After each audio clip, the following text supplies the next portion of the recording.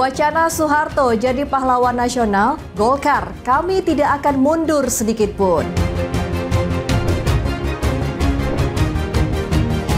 Warga binaan Lapas Kelas 1 Tangerang diberikan pelatihan keterampilan barista.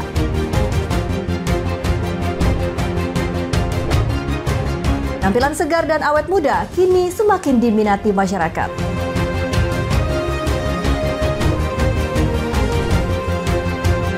Halo, selamat malam pemirsa setia Berita Nasional TV. Senang sekali Berita Nasional Malam kembali hadir menyapa Anda. Selain 3 berita utama tadi, akan ada informasi lainnya dari dunia politik, ekonomi, hingga isu sosial yang sedang hangat diperbincangkan. Bersama saya, Restu Landari, inilah Berita Nasional Malam selengkapnya. Kita langsung saja ke berita pertama, pemirsa. Merespon usulan nama Presiden kedua Republik Indonesia Soeharto dijadikan pahlawan nasional, Wakil Ketua Umum Partai Golkar Bidang Kebijakan Publik Idrus Marham mengatakan Partai Golkar tidak akan mundur sedikit pun untuk mendukung wacana tersebut. Hal tersebut disampaikannya di Jakarta pada Kamis siang. Nggak bisa meluruskan apa yang terjadi di tengah-tengah publik. Terima kasih. Idrus Marham menjelaskan Partai Golkar tak akan mundur sedikit pun mendukung dan memperjuangkan wacana tersebut. Pihak Golkar mengklaim banyak fakta prestasi pembangunan yang dilakukan Soeharto selama menjalankan pemerintahan, seperti pembangunan Repelita dan GBHN. Seperti diberitakan 21 Oktober lalu, Kementerian Sosial mendaftarkan 40 nama tokoh ke pihak Kementerian Kebudayaan untuk diusulkan mendapat gelar sebagai pahlawan nasional. Dari 40 nama tersebut terdapat nama Presiden kedua RI Soeharto, Abdurrahman Wahid alias Gus Dur, serta aktivis Marsina. Golkar tidak pernah sur dan tidak pernah mundur sedikit pun untuk memperjuangkan Pak Harto sebagai pahlawan nasional. Dan itu faktanya jelas. Kami juga melihat bahwa Pak Soeharto, siapapun kalau mau jujur menilai prestasi-prestasi pembangunan yang dilakukan, baik di dalam mendesain bagaimana dengan Repelitanya, bagaimana GBHN-nya, dan ini berjalan dengan triloginya misalkan, dan lainnya kan dijalankan dengan baik semua. Dari Jakarta, Dewanata Ade Chandra, Berita Nasional TV. Ya, Wakil Ketua Umum Partai Golkar Bidang Kebijakan Publik Idrus Marham menilai serangan dan framing negatif terhadap Ketua Umum Partai Golkar sekaligus Menteri Energi dan Sumber Daya Mineral atau ESDM Bahlil Lahadalia sebagai bentuk paradoks demokrasi di era keterbukaan informasi. Dan saksi nasional, ya pusat. Hal ini disampaikan Idrus Marham dalam jumpa pers yang tadi di Jakarta. Idrus menegaskan kebebasan berpendapat adalah bagian dari demokrasi, namun harus berpijak pada nilai, etika, dan norma hukum. Idrus menilai serangan terhadap Bahlil muncul justru saat Menteri SDM itu tengah melaksanakan mandat Presiden Prabowo Subianto untuk menata sektor energi secara mendasar dan berpihak kepada rakyat. Menurut Idrus, capaian Bahlil antara lain percepatan program listrik desa, bantuan pasang baru listrik gratis bagi ratusan ribu rumah tangga miskin, serta pembangunan proyek energi baru terbarukan dan PLTS 100 GW. Tentang kita melihat bahwa apa yang terjadi selama ini, serangan-serangan kepada Pak Bahlil ini, itu hanya didasarkan pada pernyataan-pernyataan, bukan pada fakta. Terkait langkah MPG dan AMPI yang mendatangi kepolisian untuk konsultasi hukum atas unggahan penghinaan kepada Bahlil, Idrus menegaskan hal itu murni inisiatif kader muda, bukan perintah partai. Ia menilai langkah tersebut sebagai ekspresi demokrasi dalam menjaga marwah organisasi. Dari Jakarta, Dewanata Ade Chandra, Berita Nasional TV. Pemirsa, Kementerian Pertahanan Republik Indonesia menerima kunjungan kehormatan dari Menteri Pertahanan Afrika Selatan Yang Mulia Enggi Mostega. Keduanya membahas penguatan kerjasama di bidang pertahanan, termasuk pertukaran personel dan pengembangan industri pertahanan antar kedua negara.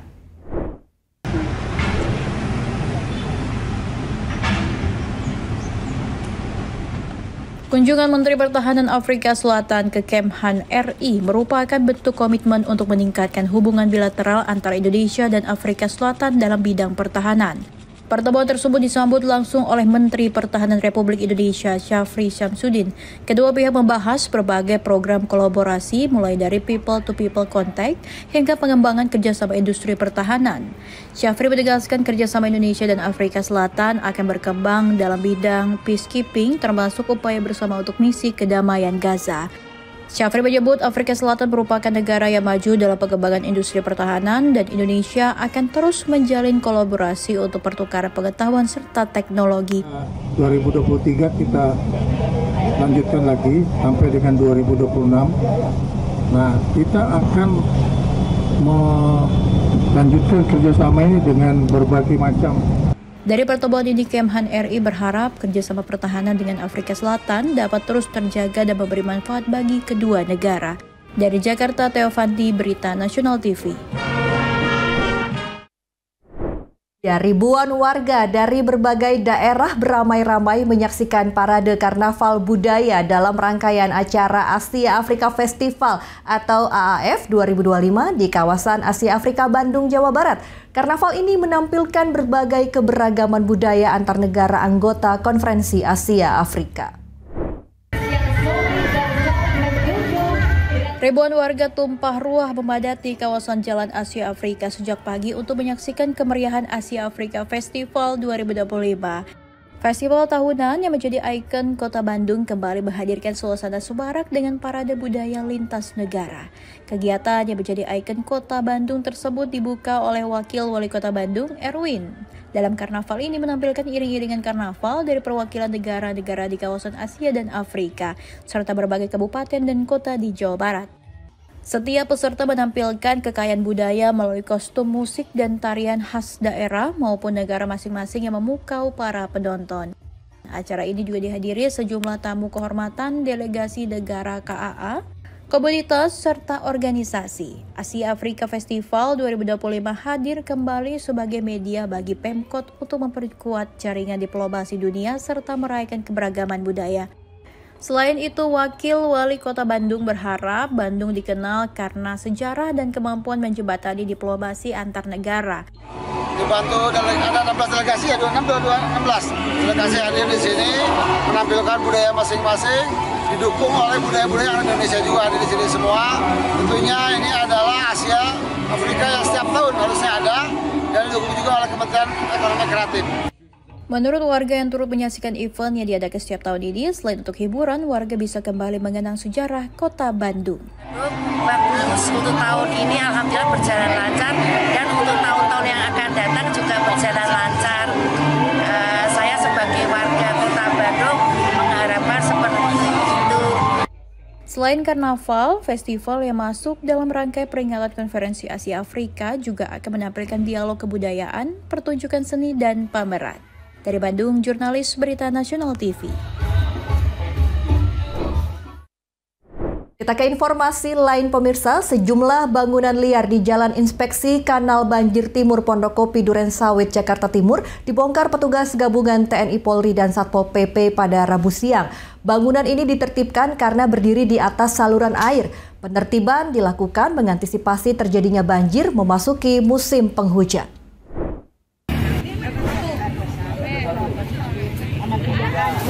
Sejumlah petugas gabungan TNI Polri dan Satpol PP Kelurahan Pondokopi, Kecamatan Durensawit, Jakarta Timur, Rabu siang membongkar bangunan liar yang berdiri di atas saluran air di sepanjang Jalan Inspeksi Kanal Banjir Timur. Selain bangunan, banyaknya tumpukan sampah di saluran air diangkut petugas PPSU. Bangunan di sepanjang 500 meter jalan di kawasan dibongkar memasuki musim penghujan pada bulan November. Hal ini dilakukan mengantisipasi terjadinya banjir dan genangan air akibat tersumbatnya saluran air. Yang hari ini kami melaksanakan persiapan kesiapsiagaan bencana. Aksi kesiapsiagaan bencana dalam rangka menjelang musim penghujan yang sudah masuk di akhir. Penertiban dilakukan berdasarkan Perda 8 tahun 2007 pasal 21 dan 25 tentang larangan membuang sampah dan Perda 4 tahun 2019. Bagi warga yang kembali mendirikan bangunan akan dikenakan tindak pidana ringan sesuai peraturan daerah. Dari Jakarta Timur, jurnalis Berita Nasional TV. Informasi berita lainnya akan kami sajikan usai jeda berikut ini. Tetaplah bersama kami di Berita Nasional Malam.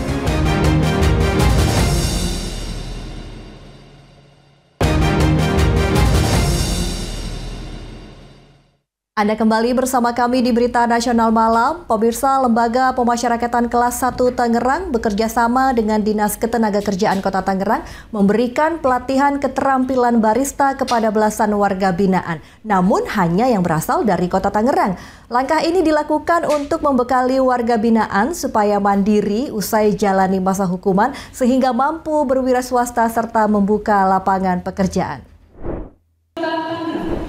Sebanyak 16 dari total lebih dari 500 warga binaan Lapas Kelas 1 Tangerang terpilih untuk mendapatkan pelatihan kerja barista atau membuat kopi dari petugas Dinas Ketenagakerjaan Kota Tangerang, Banten.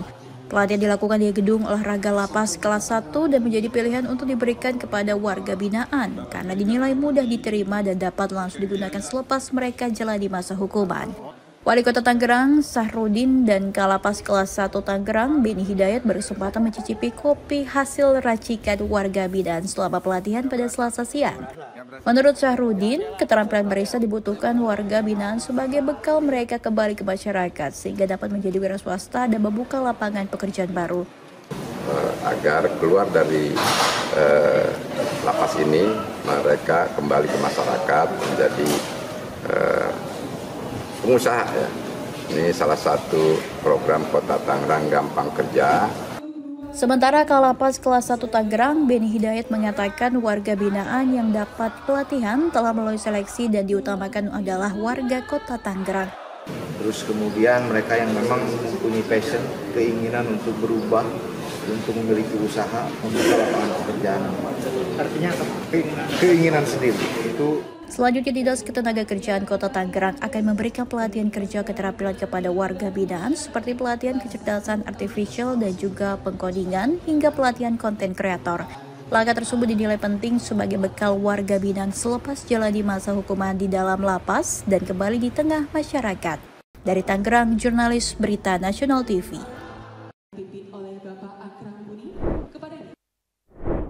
Beralih ke informasi lain, kesal tak diberi pinjaman duit, seorang pria nekat aniaya tetangganya sendiri. Akibatnya, satu orang tewas, sementara satu orang lainnya luka-luka. Pelaku berhasil diamankan 4 jam setelah kejadian.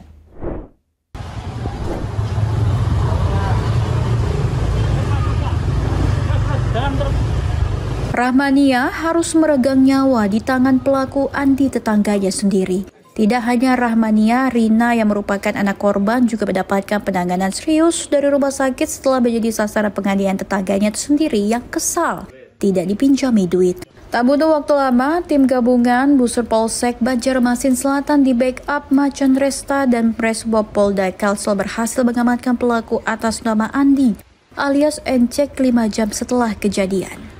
Kadit Reskrim Polsek Banjarmasin Selatan, Ibtu Sudirno mengatakan dugaan awal lantaran pelaku kesal tak diberi pinjaman duit oleh korban sebesar 500.000, kemudian pelaku mengancam korban dengan senjata tajam yang sering dibawa oleh pelaku.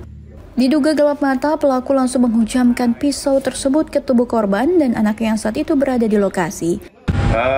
Untuk motif masih kami dalami, tapi dari hasil sementara diduga pelaku sakit hati, kesal karena mau pinjam uang dan hasil. Barang bukti pisau sepanjang 30 cm berhasil diamankan tim gabungan setelah sebelumnya dibuang oleh pelaku. Selanjutnya pelaku terancam terjerat pasal 338 Junto 351 tentang pembunuhan dan penganiayaan berat.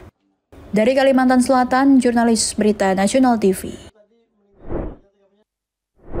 2 orang pelaku pencurian tabung gas LPG milik pabrik pengolahan kerupuk di Jalan Haji Jubris, Jatinegara, Cakung, Jakarta Timur terekam CCTV pada Selasa pagi. Para pelaku memanfaatkan situasi yang sedang sepi dan berhasil membawa 4 tabung gas LPG. Dalam rekaman kamera pengawas CCTV terlihat 2 orang pelaku berjalan kaki menuju pabrik kerupuk di Jalan Haji Jubris, Jatinegara, Klender, Jakarta Timur. Para pelaku membobol pintu tersebut diduga menggunakan alat bantu tang untuk mengambil 4 unit tabung gas. Pelaku langsung menjalankan aksinya dengan membobol pintu pabrik tersebut dan pelaku lainnya melihat situasi. Setelah berhasil membobol pintu, 2 pelaku langsung mengambil tabung gas LPG sebanyak 4 buah. Tadi pagi itu sekitar jam 4 itu terlihat di CCTV yang hilang itu 4 tabung. Ini bukan yang pertama kalinya, Kak. Jadi dulu itu juga pernah sempat hilang juga tabung juga. Menurut keterangan, korban asli pencurian ini sudah yang ketiga kalinya di pabrik tersebut. Sebelumnya telah kehilangan 4 buah tabung gas dan 1 alat pengukuran air pump di bulan Juli lalu. Hingga kini korban belum melakukan pelaporan ke pihak kepolisian meski sudah 3 kali kehilangan tabung gas. Dari Jakarta Timur, jurnalis Berita Nasional TV. Seorang residivis kasus narkoba kembali harus berurusan dengan polisi karena nekat mengedarkan 1 kg narkoba jenis sabu. Pelaku yang juga residivis mengaku dikendalikan seseorang bos berinisial LKM dengan iming-iming menerima upah 25 juta rupiah setiap 1 kg sabu yang diedarkan. Tergiur dengan iming-iming menerima upah 25 juta rupiah untuk setiap mengedarkan 1 kg sabu, Ahmad Durrahman kembali ditangkap jajaran Satres Narkoba Polresta Denpasar. Pria 27 tahun ini diamankan di kos-kosan kawasan Jalan Badak Agung Denpasar setelah petugas menerima informasi adanya aktivitas mencurigakan. Saat kamar kos digeledah, petugas menemukan sejumlah paket sabu siap edar. Selanjutnya petugas terus bergerak untuk menggeledah kamar kos di kawasan Jalan Drupadi, Kota Denpasar, dan kembali menemukan barang bukti narkoba.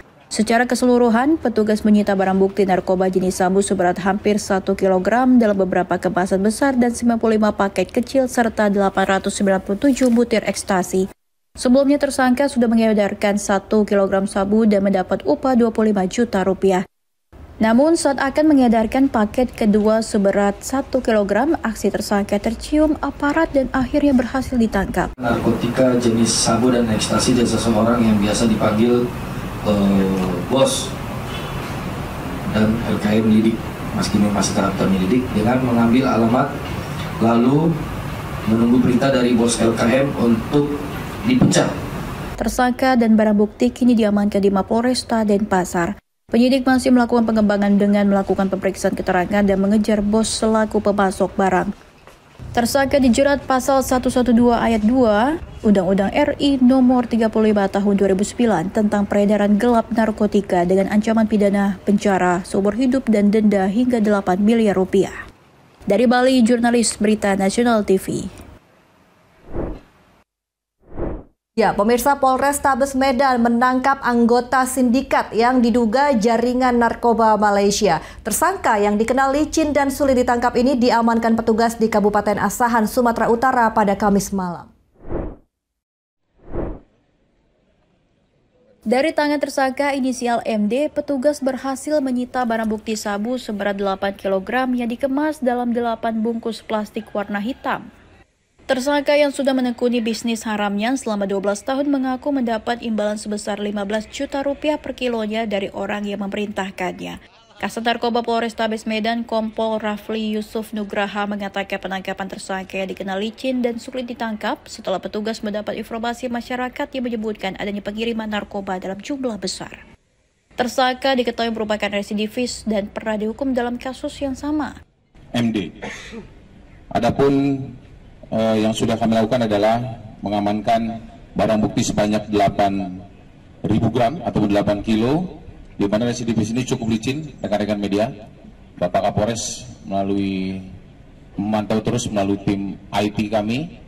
Saat ini petugas dari Sat Narkoba Polrestabes Medan masih memburu tersangka lain yang diduga sebagai pemasok narkoba kepada tersangka. Dari Medan, Sumatera Utara, jurnalis Berita Nasional TV. Informasi berita lainnya akan kami sajikan usai jeda berikut ini. Tetaplah bersama kami di Berita Nasional Malam.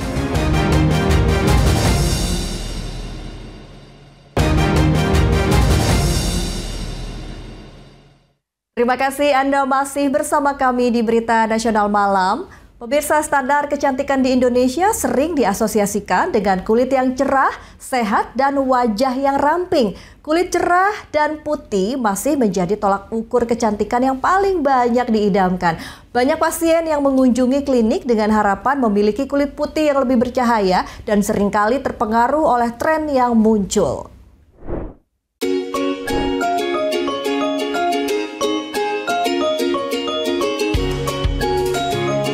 Terkenal segar dan awet muda, kini semakin diminati masyarakat. Salah satu perawatan yang populer adalah botox atau botulinum toksin yang dikenal mampu mengurangi kerutan pada wajah.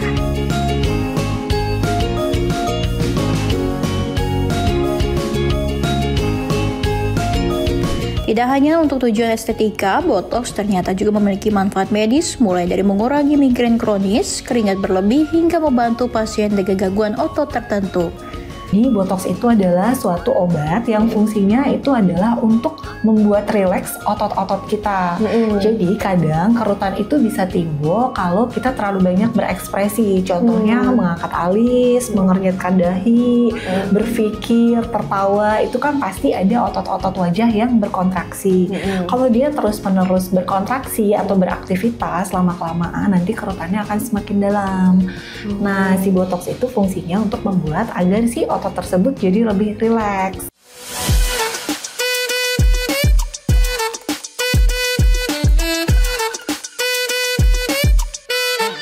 Botox bekerja dengan cara melepaskan otot di area tertentu sehingga kerutan bisa berkurang.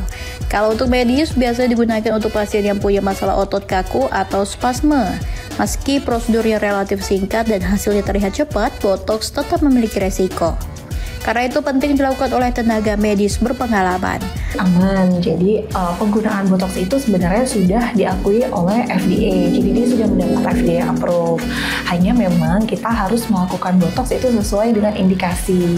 Jadi pemilihan pasiennya harus tepat, lalu indikasinya juga harus tepat. Terus kita juga harus mengecek misalnya ada riwayat-riwayat penyakit pada pasien ada atau tidak sebelum melakukan botox.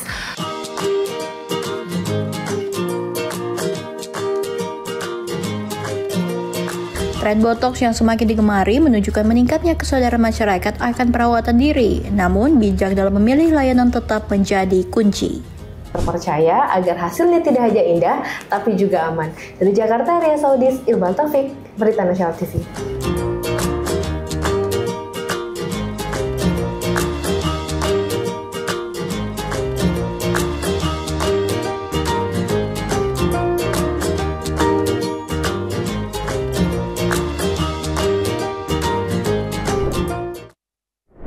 Desa Ujung Timur di Kabupaten Malang, Jawa Timur selalu kesulitan air bersih di musim kemarau dan menjadi pemukiman rawan bencana saat musim penghujan. Sebagai bentuk kepedulian, TNI menggelar kegiatan TMMD dengan fokus pada normalisasi saluran air bersih dan sungai langganan banjir. Krisis ketersediaan air bersih menghantui masyarakat Desa Lebak Harjo, Kecamatan Ampel Gading, Kabupaten Malang saat musim kemarau. Sementara di musim penghujan, warga was-was karena pemukiman rawan terjadi bencana banjir bandang dampak sungai desa meluap. Menurut Komandan Kodim Kabupaten Malang, hasil riset di lapangan rutinitas kesulitan air bersih terjadi karena aliran air bersih belum tersambung dengan baik dari mata air di pegunungan, dari lereng Gunung Semeru ke pemukiman warga. Sementara di musim penghujan, tingginya debit aliran lahar dingin Gunung Semeru yang bertemu sungai desa membuat sejumlah dusun menjadi langganan banjir bandang. Sebagai solusi, program Tentara Manunggal Membangun Desa TMMD 126 difokuskan pada normalisasi saluran air bersih dan sungai. Dan dipilihnya Desa Lebak Harjo di Kecamatan Ampel Gading ini dengan pertimbangan yang pertama, desa ini merupakan desa yang paling ujung wilayah timur dari Kabupaten Malang dan di sini masih rawan terjadinya bencana alam baik itu banjir maupun tanah longsor dan sebagainya. Kemudian yang kedua, fasilitas atau infrastruktur ke arah desa sini masih sulit untuk dicapai atau masih banyak kerusakan sehingga desa ini menjadi prioritas utama untuk dilaksanakan TMMD ke-126 di wilayah Kabupaten Malang ini. Warga mengaku senang dengan program TMMD karena tidak lagi kesulitan air bersih di sepanjang musim karena pipa sepanjang 2,5 km akan tersambung hingga ke pemukiman. Sangat senang sekali. Kenapa? Kita bisa memuatkan air. Kan kita butuhnya air tidak banyak kan ya. Untuk mungkin kalau di desa ya makan, minum, untuk cuci piring, cuci kan tidak banyak. Nanti kalau banyak kan kita bisa buat kolam ikan, diisi lele ya kan Pak. Nanti kebutuhan untuk ikan, kebutuhan untuk pangan bisa buat sendiri. Gitu. Sangat bermanfaat sekali. Selain normalisasi saluran air bersih dan sungai, program TNI lain yang sedang berjalan yakni bedah rumah, perbaikan saluran irigasi pertanian, pembangunan rabat beton hingga pengaspalan. Dari Malang, Jawa Timur, jurnalis Berita Nasional TV melaporkan. Demikian Berita Nasional Malam telah menemani Anda. Saya Restu Wulandari beserta kru yang bertugas pamit undur diri. Selamat malam dan selamat beristirahat. Sampai jumpa.